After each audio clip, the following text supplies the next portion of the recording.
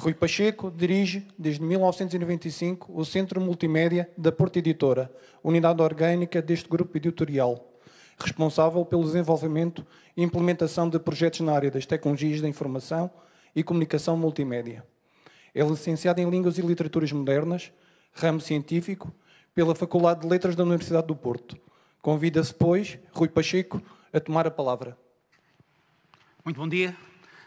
Antes de mais, eu gostava de saudar toda a comunidade educativa madeirense, os senhores dignatários e, muito em particular, o senhor Secretário Regional de Educação, Dr. Jorge Carvalho, e já agora também a presença muito agradável da senhora Secretária Regional de Educação, Dra. Sofia Ribeiro. Indo direto àquilo que me leva a estar aqui. Há 4 pontos na minha apresentação que eu vou passar brevemente pelos 3 primeiros, porque o que interessa efetivamente para este contexto é tentar demonstrar de que maneira é que o projeto que tem vindo a ser desenvolvido aqui na Madeira é singular e que tipo de dados apontam já para que essa singularidade se tenha transformado em algo de significativo ao nível da educação de todos os estudantes abrangidos. Mas, antes de começar esse percurso, é preciso pensarmos naquilo que é o propósito da transição digital. Aquilo que está aqui é a redação do documento do Governo que foi publicado, creio, em março, e que eu prefiro ficar só com esta parte, que é pensarmos que tem que existir uma integração transversal, tem que essa integração transversal consumar-se em práticas profissionais e pedagógicas, ou seja, tem que ser assimilada, não pode ser só usada, e também, do ponto de vista da aprendizagem, é necessário estimular nos mais novos formas diferentes de estudar, um tipo de autonomia diferente daquela que eles tinham, de modo a que tudo isto faça sentido. E estes termos aqui são tão relevantes quanto depois vão perceber para diante a diferença que faz desenvolver um projeto nos moldes em que ele está a ser desenvolvido aqui, que não é só o facto do pioneirismo que o torna singular, é também todo o entorno que o torna singular e que conduz e que cria aquilo que nós denominamos fatores de sucesso. Um breve resumo para pensarmos no que é o big picture dos grandes projetos de transição digital em Portugal. Nesta altura existem 20 e poucos mil alunos com contextos similares aos da Madeira entre o continente e as ilhas, repartidos por um conjunto de projetos das escolas privadas, por um projeto de desmaterialização da Direção-Geral de Educação que está a ser desenvolvido no continente, e temos o grato prazer de saber, e tivemos nos Açores para falar sobre isso no passado dia 18, que a Secretaria Regional dos Açores, inspirada também na experiência que está a decorrer aqui, vai lançar um ambicioso projeto de transição digital que vai começar já no próximo ano, nos 5º e 8º ano. Em relação ao projeto dos manuais digitais, só para fazermos um breve resumo do que é que isto é do ponto de vista estrito da implementação, porque há muita gente que porventura assiste online que não sabe o que é que se está aqui a passar e é necessário localizarmos. A parte, entre aspas, fácil de explicar é esta trilogia entre os recursos, os dispositivos e as infraestruturas. Eu digo que é a parte fácil porque é a parte mais visível, porque na realidade, como vamos ver adiante, o importante neste tipo de projetos, obviamente, é assegurar os meios, mas mais importante ainda é a parte intangível, que é a mobilização das pessoas. O manual digital, e esta é outra coisa muito relevante para perceber, é muito, mas muito mais do que a mera representação do manual em papel. O manual digital, nesta altura, é um recurso que é multifacetado, que permite o acesso a muitas outras funcionalidades e conteúdos, ou seja, não é só um e-book enhanced, é muito mais do que isso, e, acima de tudo, é totalmente interativo, totalmente editável e sincronizável. E por isso, sincronizável, entenda-se, é passível de ser usado em dispositivos diferentes e o aluno que o usa, ou o professor que o usa, vai sempre ver as suas coisas no sítio onde ele ficou, com os exercícios que realizou, com os resultados que obteve em cada um dos exercícios. Ou seja, tudo isto todos os manuais da nova geração, em particular os do grupo editorial que eu represento, mas eu diria, de uma forma ou de outra, todos os outros editores terão que fazer este percurso, porque não há outra forma de fazer as coisas.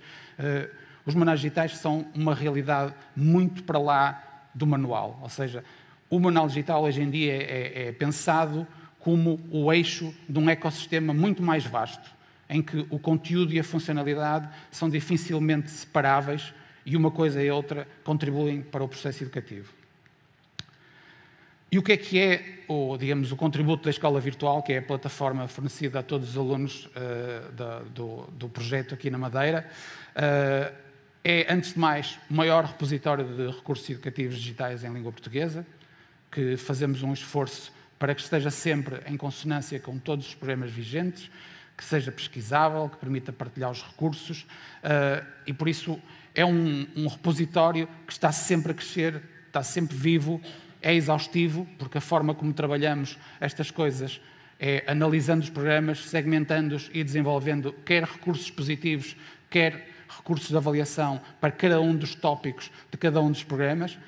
É diverso, porque nós temos múltiplas formas de usufruto, múltiplas formas de aceder ao conhecimento, seja pela via das simulações, dos vídeos, de interatividades. Do ponto de vista da avaliação, temos formas de testar os conhecimentos com recurso a jogos, com recurso a quizzes, com recurso a simulações de exames convencionais. Tudo isso concorre para que esta diversidade se traduza em algo muito real. E, por último, e não menos importante, o facto de toda esta realidade ser muito versátil, ou seja, os recursos poderem ser partilhados em plataformas alheias, e esta questão da partilha por múltiplas plataformas é também uma das realidades com as quais nós temos que conviver, conduz a que as pessoas que estão mais familiarizadas com uma plataforma alheia possam eventualmente reproduzir os recursos através dessa plataforma, seja ela o Google Classroom, seja ela o Microsoft Teams ou outra qualquer. E, por último, outra coisa que é importante é a questão de todos os recursos de avaliação poderem ser alterados, poderem ser adaptados às necessidades específicas dos docentes que os usam. Um pormenor para percebermos o que é que faz de diferente a escola virtual em relação às outras plataformas. A componente mais relevante daquilo que nós fazemos prende-se fundamentalmente com a questão da avaliação. E com a questão da avaliação vista não como uma forma de classificar os alunos, porque essas são as duas maneiras de viver em educação. Há uma visão que é a visão da educação como filtro, como forma de colocar por ordem quem sabe mais ou quem sabe menos. A visão que nós preferimos é a visão de que a educação conduz a criar a melhor versão de cada um de nós, e neste caso a melhor versão de cada um dos estudantes da Madeira. E para isso, obviamente, existem ferramentas que permitem aos alunos estarem sozinhos e aprenderem sozinhos e superarem as suas dificuldades sozinhos. Obviamente que eles não fazem de todo sozinhos, fazem através da recolha daquilo que se convencionou chamar Learning Analytics pelas nossas plataformas, que depois os conduzem automaticamente por percursos de aprendizagem específicos, do mesmo modo que o fazem orientados pelos professores, que lhes atribuem tarefas, que lhes atribuem conteúdos para consultarem, que lhes indicam qual é o manual que devem consultar para esclarecer aquela dúvida. Por isso, tudo isto existe no tal ecossistema que vos referi há pouco. O professor pode também ver quer as coisas que o aluno realizou autonomamente por iniciativa própria, quer aquilo que o professor estimulou como tarefa, por isso todos esses dados confluem para criar o perfil do professor e o professor depois consegue ter uma visão, isto é apenas um exemplo de um ecrã, uma visão mais abrangente de como é que se distribui a performance dos alunos, e essa performance depois pode ser, digamos, vista em pormenor através deste esquema de bolinhas, que a maior parte dos miúdos que usa a escola virtual assimila muito facilmente, em que o verde se traduz por uma aprendizagem consolidada, o laranja se traduz por algo que ainda carece de trabalho e o cinzento por algo que ainda nem sequer começou a ser estudado ou começou a ser testado. O professor, neste caso concreto, passando por cima destas bolinhas, vai tendo a noção de quais são os nomes dos tópicos, entenda-se os assuntos a um nível muito granular,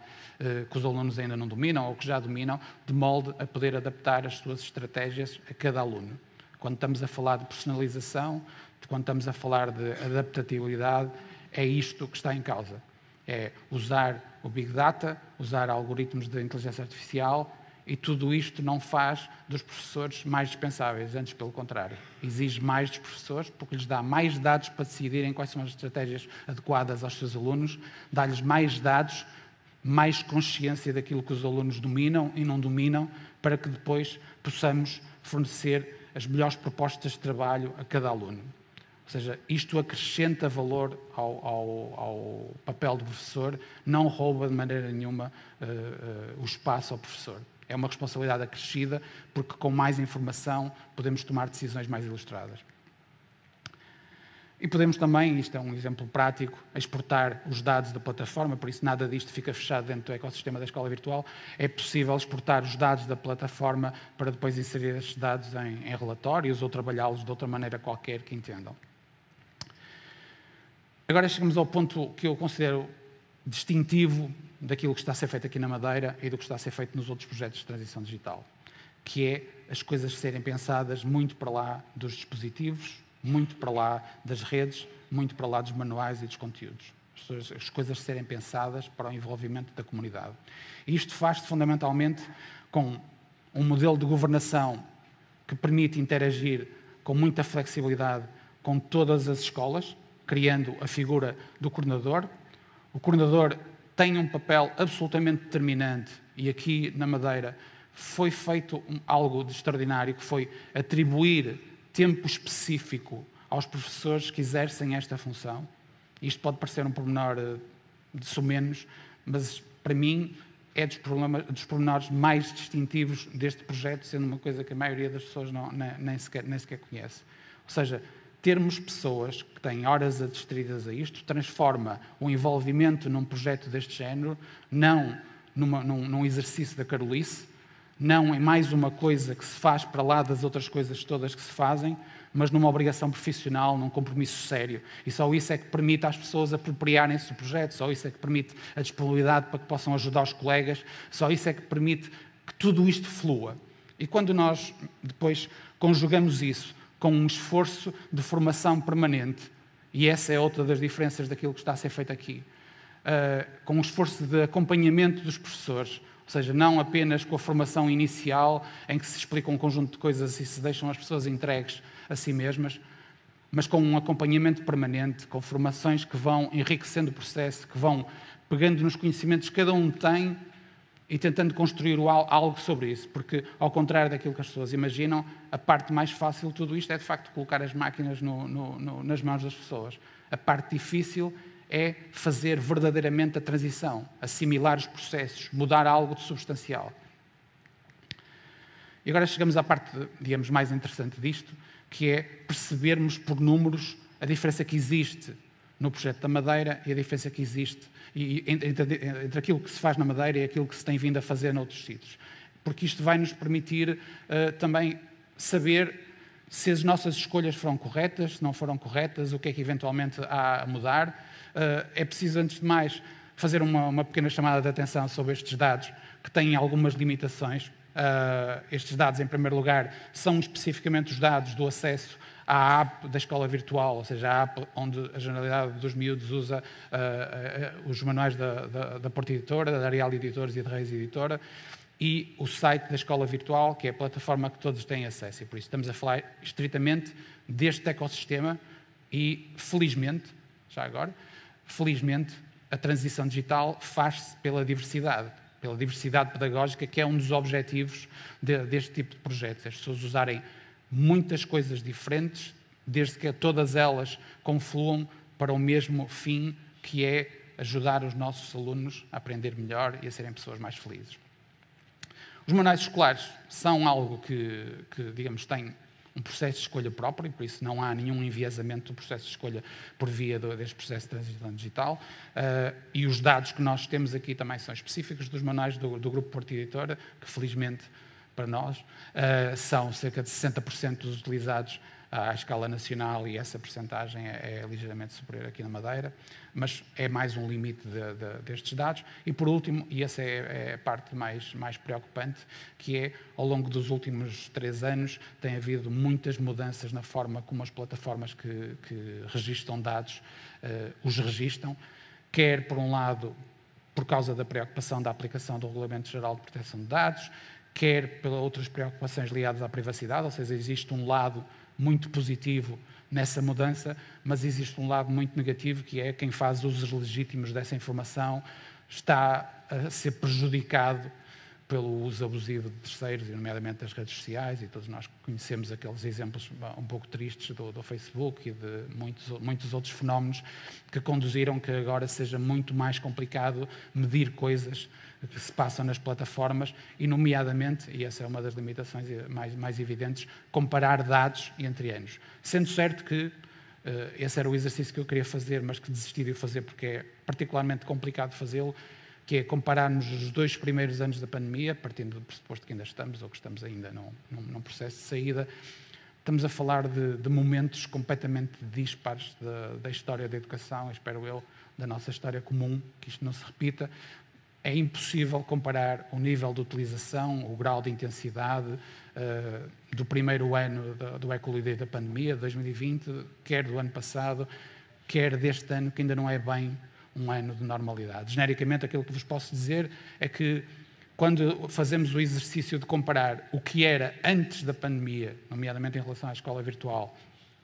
e o que era depois, nós começamos com 200 mil utilizadores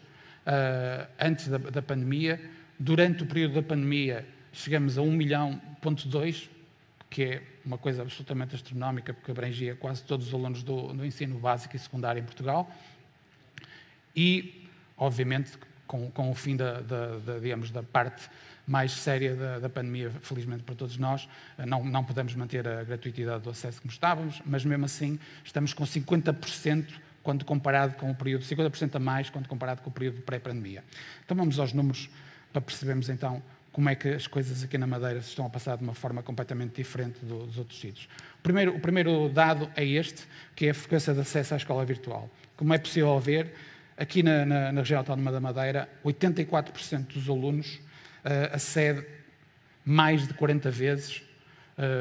mais de 40 dias, não são 40 vezes, porque em muitos casos estamos a falar de múltiplas sessões no mesmo dia, e estamos a falar de médias que são influenciadas, obviamente, por haver licenças inativas, por isso isto é um dado que é preciso olhar com este nível de distância, e é um número particularmente diferente daquele que existe no projeto de desmaterialização da DGE no continente e muito superior às outras escolas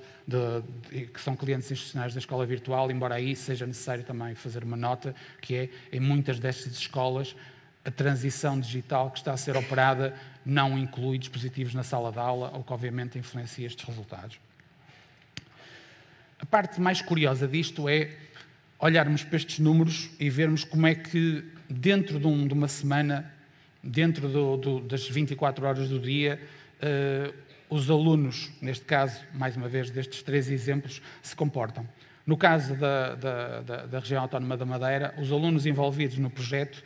já têm, muito provavelmente, dizemos nós, fruto da aprendizagem que foram fazendo, fruto da interiorização da tecnologia, fruto da forma como já convivem muito mais facilmente com estes meios, têm uma utilização muito mais uniforme, ou seja, descontando o sábado e a parte final de sexta-feira, há um uso muito intensivo ao longo de todo o dia. E isto é uma coisa muito, muito particular, que só acontece aqui. Se virmos isto em pormenor, vemos que a tal mancha só é pequena no sábado, só desaparece totalmente, para falar a verdade, à meia da noite, alguns pelas 4, por isso nós temos gente a consultar. São os alunos muito particulares e muito sui generis, isto são dados, são o que são.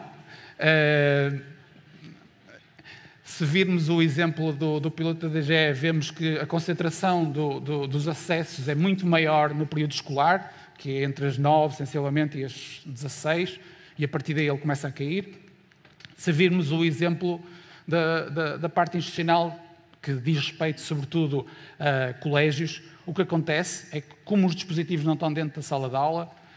os alunos usam, sobretudo, no período que está para lá da permanência na escola. Ou seja, o uso não é autoestudo, ou é estudo motivado pela iniciativa dos professores.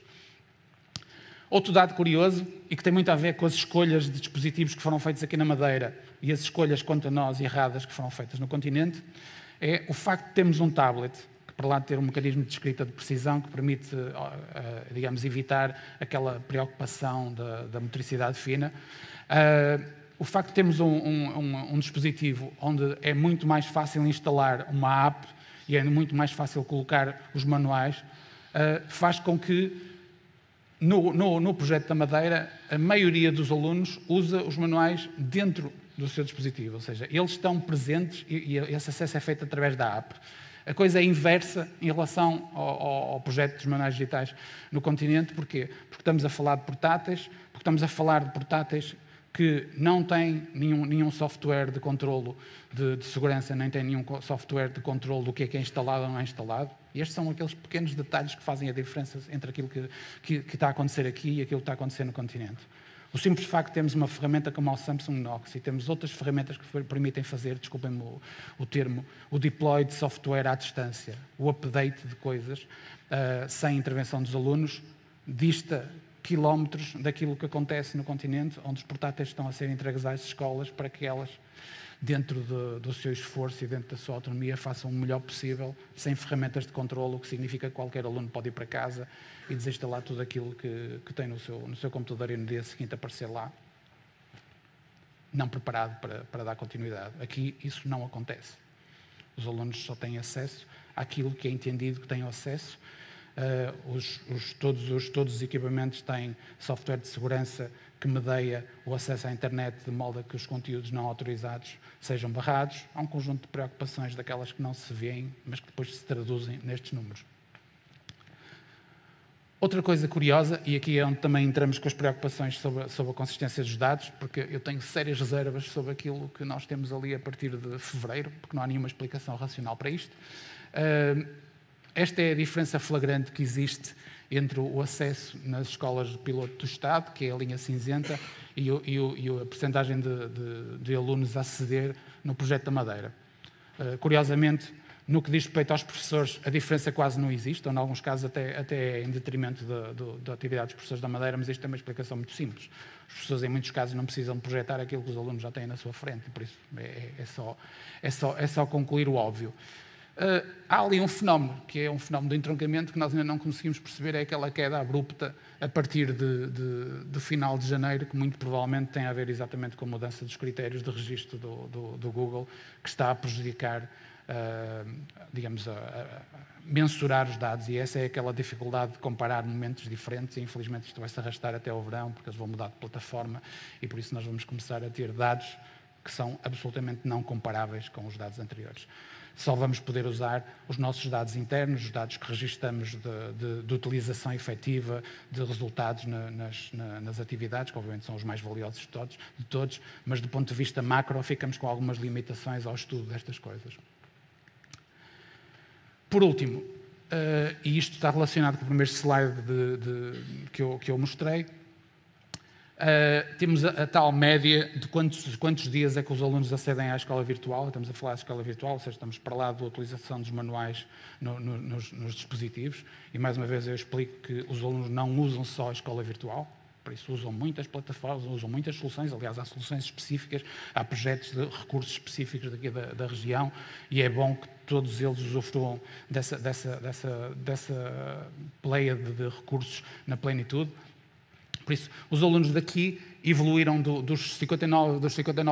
dias de acesso de 2021 para 72 dias de acesso, ou seja, estamos a falar de um uso muito, muito intensivo, sobretudo se tiverem em conta que no equivalente do projeto da DGE estamos nos 60 dias de utilização e nos clientes institucionais do Serviço de Escola Virtual estamos nos 24. O que depois, do ponto de vista da recorrência, dá o resultado a seguir, que é, em média, e obviamente isto é uma média, mais uma vez, como eu vos disse, estes números, entre aspas, são muito prejudicados. Estes números são todos por defeito, por isso a realidade é bem melhor do que esta. Estes números são muito, muito prejudicados pelas licenças não ativas, por muitos outros fenómenos de dificuldade de contagem que nós temos.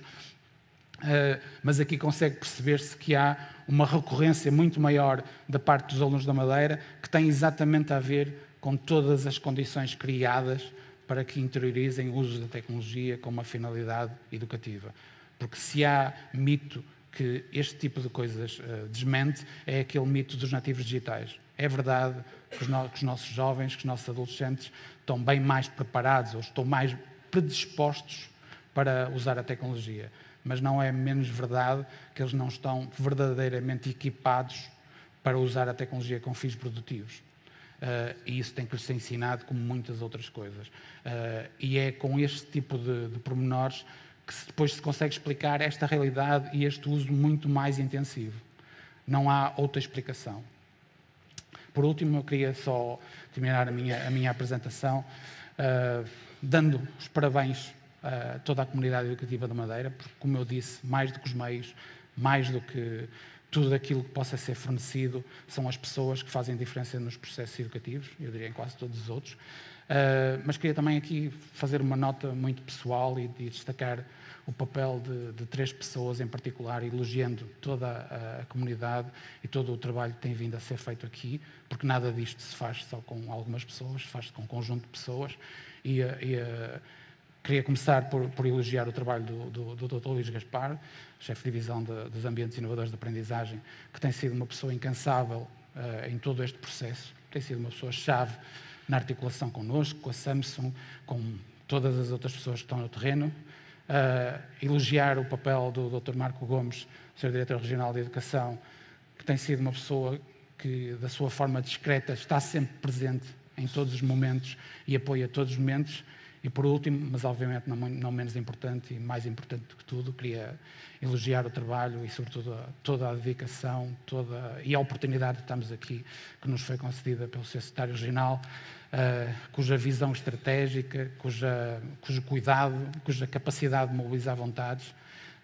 também distingue este projeto de muitos outros projetos, onde há muito discurso, mas há muito pouca coisa que acontece. Obrigado.